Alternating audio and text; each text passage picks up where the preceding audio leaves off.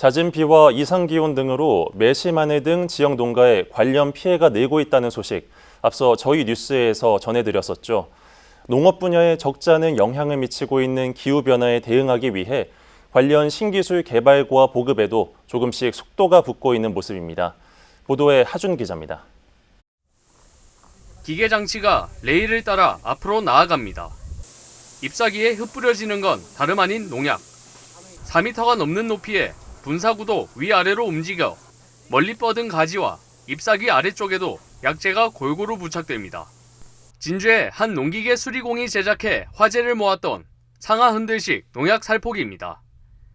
폭염과 잦은 강우 등 이상기상으로 인한 돌발 병해충에 대응하고 노동력을 절감하는 데에도 효과적일 것으로 주목받고 있습니다.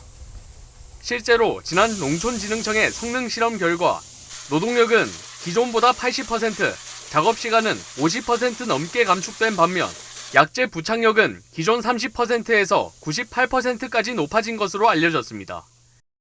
사업비는 총 1억 원으로 시설 파프리카, 토마토 재배 농업인으로 4개 농가가 선정이 되어 사업 추진 중에 있습니다. 농업 경쟁력 강화는 물론 농업인 소득 향상을 위해 29억 원의 예산을 투입하여 농작업 환경 개선 기반 조성 사업을 추진 중에 있습니다.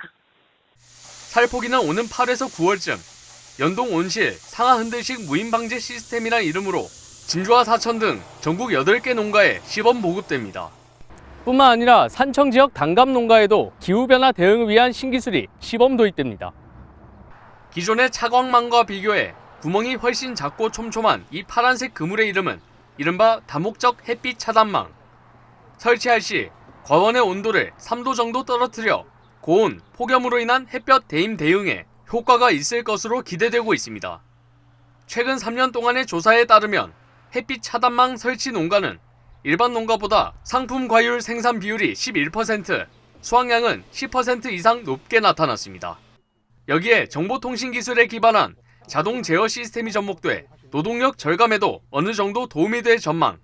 강한 햇빛을 좀 막아서 온도를 한 3도씩 떨어뜨리는 효과가 있으며 이게 촘촘해서 태풍 같은 강한 바람을 어느 정도 속도를 좀 조절해서 좀 피해를 줄일 수 있고 특히 새 같은 게 들어오지 못하도록 막는 효과가 있습니다.